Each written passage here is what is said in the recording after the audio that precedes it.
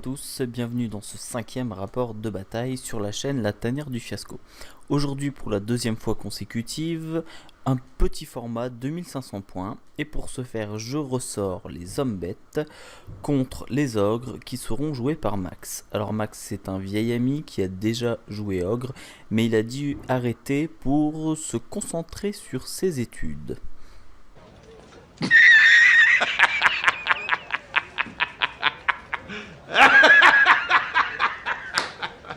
Oui, bon, études, vous m'avez compris.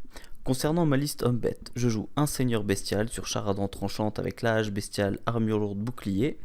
Il a le trompe-la-mort pour avoir l'Aegis 4+, et plus 1 en armure, la couronne de corne pour l'instinct primitif, et la folie fatale qui permet de rebalancer une attaque à chaque fois qu'un 1 pour toucher est fait contre le seigneur. Donc j'avais hâte d'essayer ça. Ensuite, le chef de harde bestiale, donc c'est la PGB sur char maraudeur, grand porteur de totem, armure lourde, bouclier. Le manchon foudroyant pour avoir un petit objet de sort en plus, le bâton de dragon pour avoir un souffle et enfin un charme de chance. Ensuite, la base, 3 chars maraudeurs, 16 fiers-cornes en embuscade, musicien, arme de jet, paire d'armes. Et enfin, 20 longues cornes, 5 gargouilles et le jabber Wookie. Concernant la liste ogre, il joue un grand canne fendeur de vertèbres avec une armure lourde et un point de fer, et en objet magique un trompe-la-mort, ce qui passe une armure 3+, et une Aegis 4+. Ensuite, un chaman adepte de la pyromancie, armure légère, point de fer, la bénédiction du feu pour avoir un souffle, l'arrache-cœur, et enfin une peau en cuir de mammouth.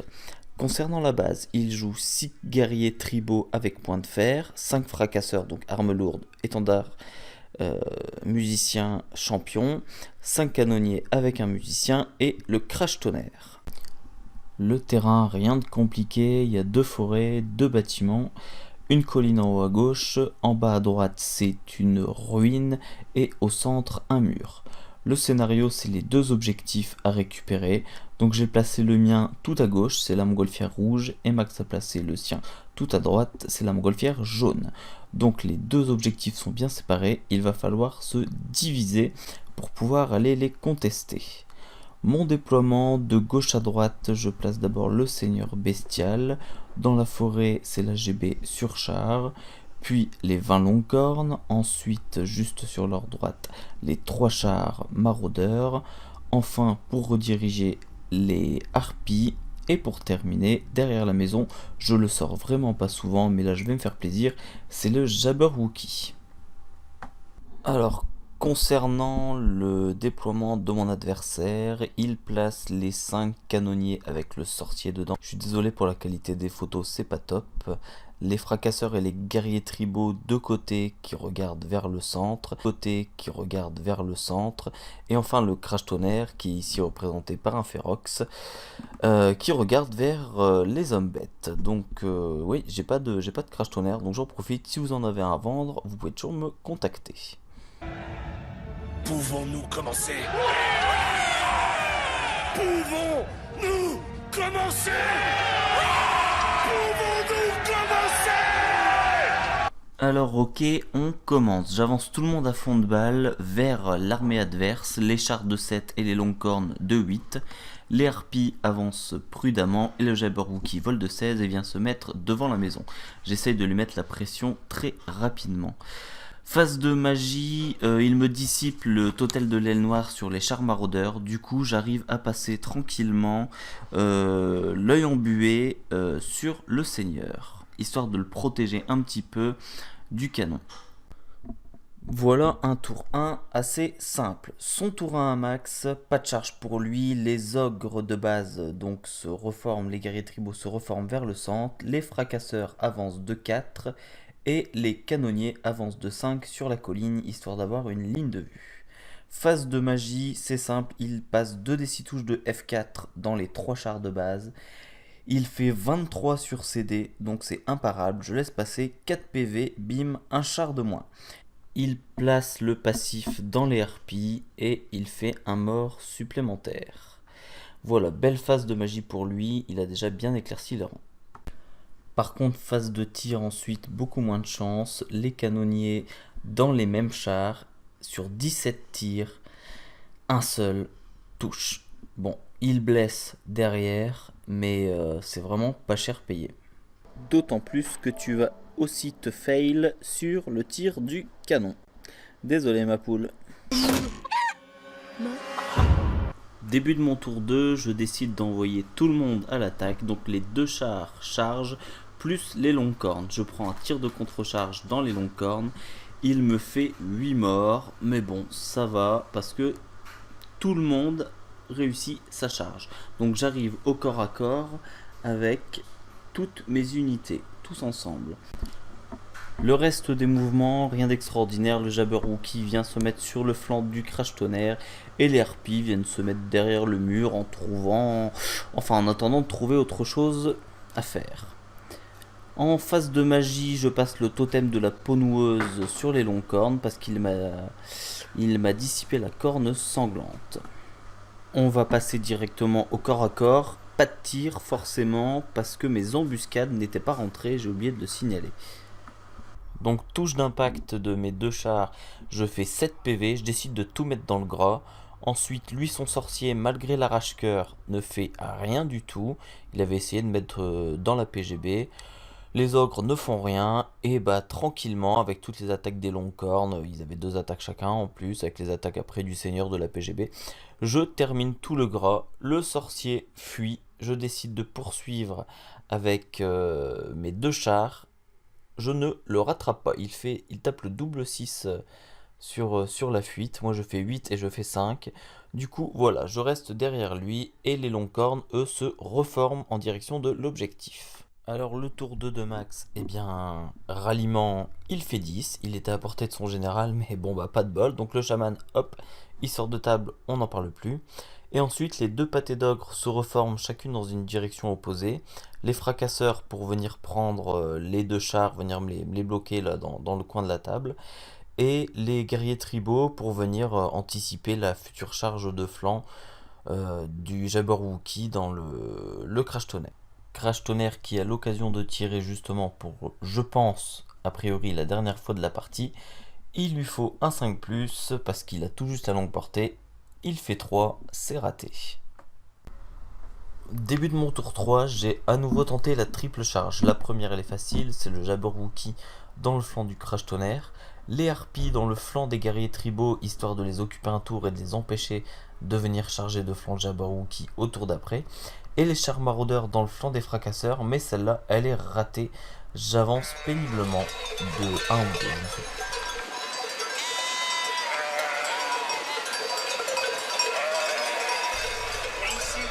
Et oui, ce sont bien mes embuscades, mes petites biquettes qui arrivent au tour 3 sur le côté des fracasseurs, en faisant bien attention à pas être dans leur ligne de vue pour la charge au tour prochain. Ensuite, les longues cornes sortent de la colline et vont vers l'objectif.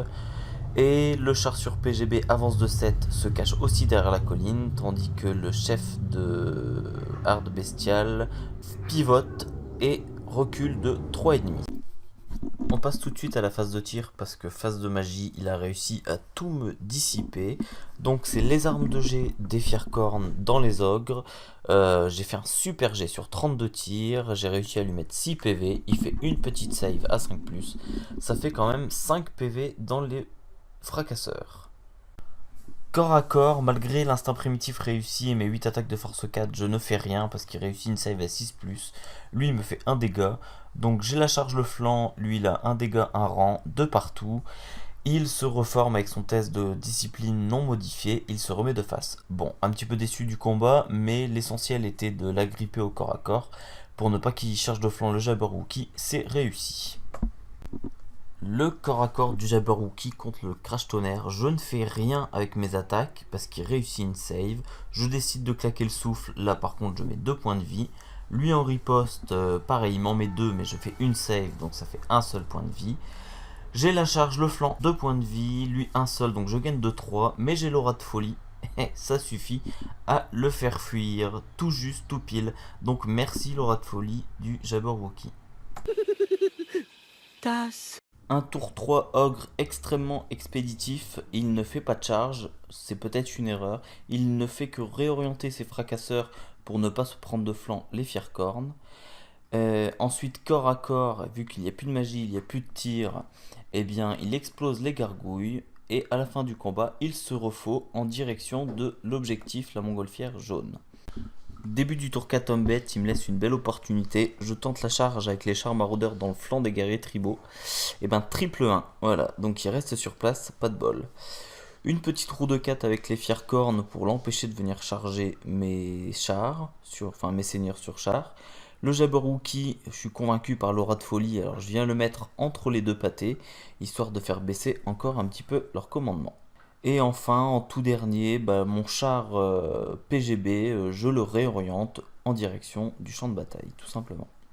Phase de magie, je veux balancer le manchon foudroyant dans ces ogres, et la Max qui semblait avoir un petit peu abandonné la partie, me sort « Mais non, mais tu rêves, t'as pas de ligne de vue ».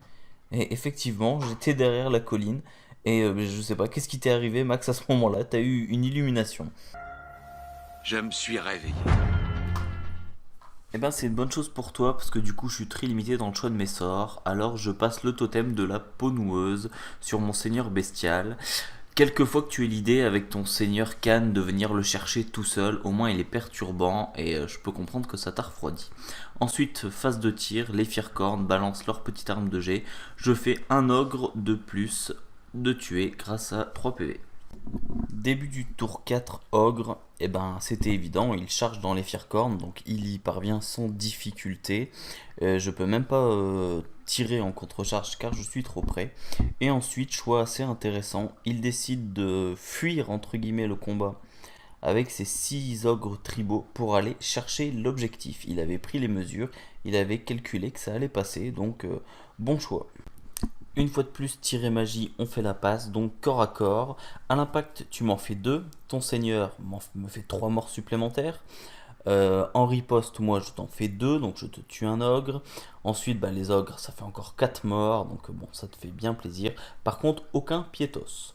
Bon, tu gagnes le combat largement, tu décides de ne pas poursuivre, je fuis, je sors de table, et tu décides de te réorienter vers le Jabberwocky. Je sais pas pourquoi tu as préféré face à lui plutôt que face au seigneur. Peut-être parce que tu estimais que mon seigneur faisait pas le poids face à ton ogre Khan. Et donc que j'allais pas oser faire la charge. Alors début de mon tour 5, non seulement j'ai osé, mais en plus ça passe. Donc on verra bien. Au niveau des mouvements, ma PGB monte sur la colline histoire de cette fois-ci avoir une ligne de vue. Les longues cornes que j'avais pivotées au tour précédent reculent de 2 pour se rapprocher un petit peu de l'objectif. Et les 2 chars maraudeurs restants avance de 7. Phase de magie, il dissipe la corne sanglante, donc j'arrive à passer la peau noueuse sur mon seigneur bestial, ce qui est de bon augure juste avant le combat. Alors corps à corps, le combat épique entre un seigneur bestial et un grand Khan. Touche d'impact, il n'y en a qu'une seule qui passe, il tape son 5+, pour l'armure. À lui de frapper, j'ai CC8 en CC défensive grâce à l'âge bestial, il lui faut sur du 5+, il n'en passe aucun. Ensuite le Rhino, moi, force 6, j'en passe 3, il me tape le triple 6 sur l'armure, et mon Lord derrière ne fait rien. Ce qui fait résultat du combat, pas un point de vie ni d'un côté ni de l'autre. Heureusement j'ai la charge, le dos, j'ai toujours l'aura de folie, moins 4, il teste tout juste, ça fuit. Il fuit de 9, et moi je tape le double 6 avec mon char pour le rattraper, et il est mort. Tour 5 ogre, et pas grand chose, les guerriers tribaux avancent de 12 tout droit. Mon tour 6, je vais essayer de les en empêcher, je tente une charge, la charge du désespoir avec le seigneur bestial, mais ça rate. J'essaye d'avancer le Jabberwocky pour lui faire un test de commandement avant sa marche forcée à -1, mais tant pis, j'ai pas assez de marge. Donc je ne peux que reculer les longues cornes de 2 pour prendre l'objectif et le laisser aller chercher tranquillement l'objectif de son côté. Route. Du coup oui, il y va tranquillement et puis il prend sa petite montgolfière. Résultat, au niveau des objectifs du scénario, ce sera 0-0. Voilà, fin de la partie. Victoire homme bête, je prends 4162 points, j'ai ramené ça sur 4500, et lui 720 points, donc ça fait un écart de 3443. Victoire 17-3 pour moi, je suis assez satisfait. Voilà, merci à tous d'avoir suivi cette vidéo et à la prochaine. Salut!